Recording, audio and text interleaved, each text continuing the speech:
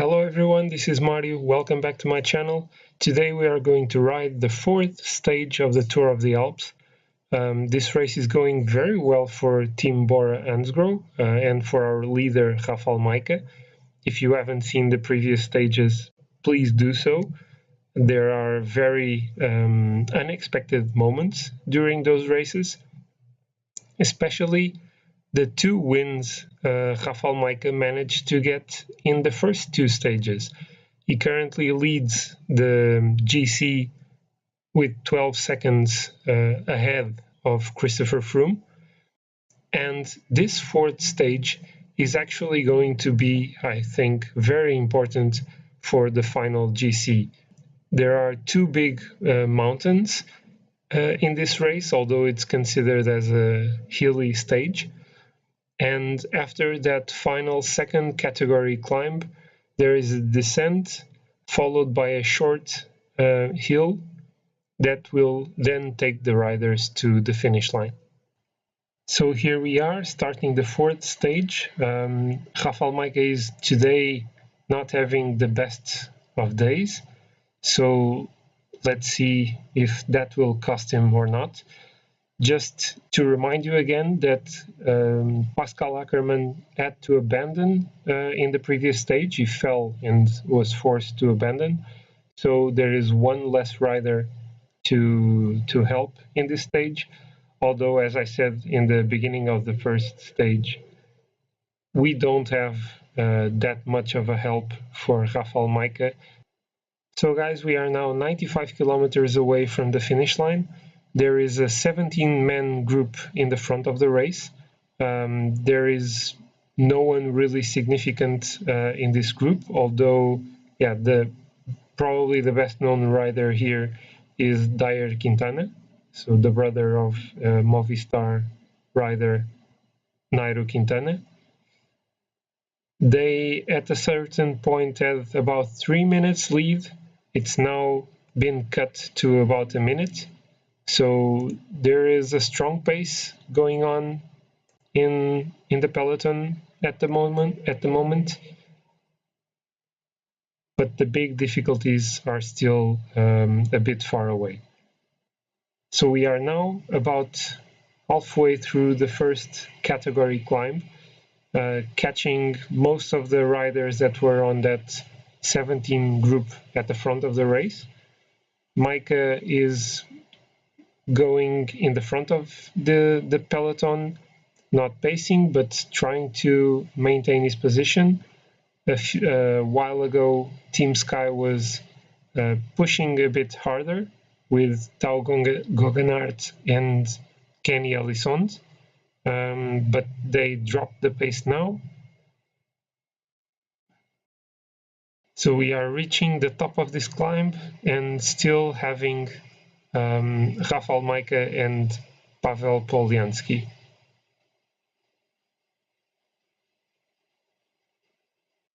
So guys, in the front of the race, Dayer Quintana escaped from the rest of his breakaway companions.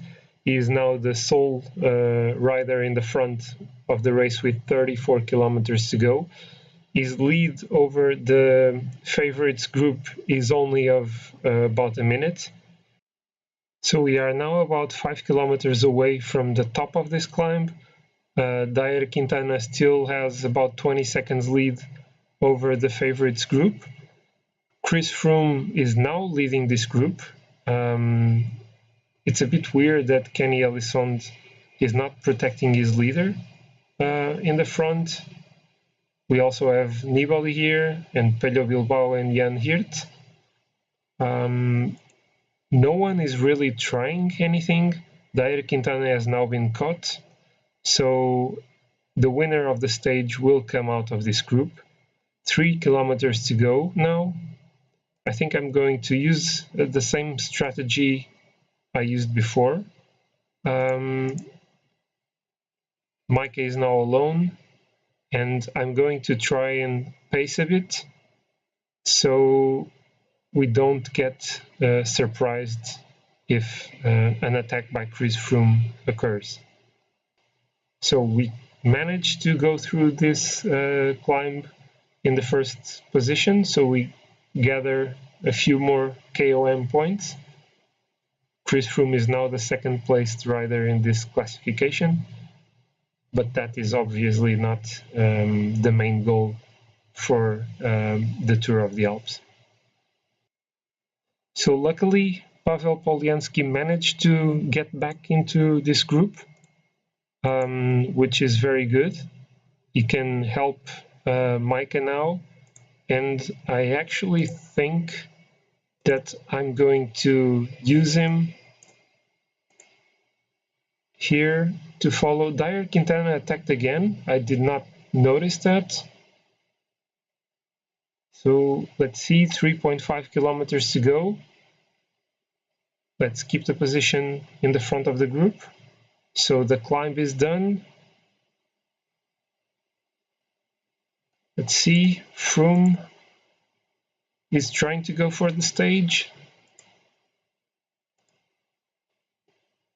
Oh, and I completely missed this.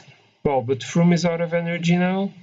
Let's see if we can still manage to get him. Let's go, come on, come on, come on. No, Froome is going to take the stage. Bilbao second and Nibali third. Wow. This was badly done by me. I completely missed it. I let Froome get away. He snatches the win.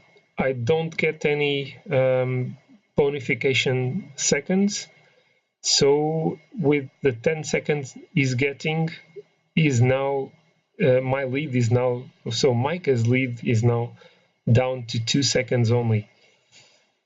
Oh, this is going to be a bit more complicated than I was expecting going to the final stage.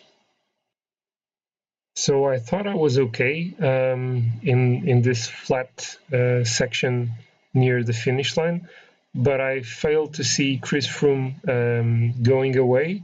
He got a bit of a distance from the rest of the favorites group and managed to win. So Christopher Froome wins the 4th stage of the Tour of the Alps. It was probably the worst of the 4 stages we had so far with Rafal Majka. He was not having a good day, but also maybe a tactical decision led to this outcome. A bad tactical decision led to this outcome. He still leads the GC, now only with 2 seconds over Chris Froome. Ivan Santaromita keeps the podium place. So guys, this was it, the 4th stage of the Tour of the Alps. There were no differences made between the favorites in the finish line, although Chris Froome managed to get a 10-second bonification for winning the stage.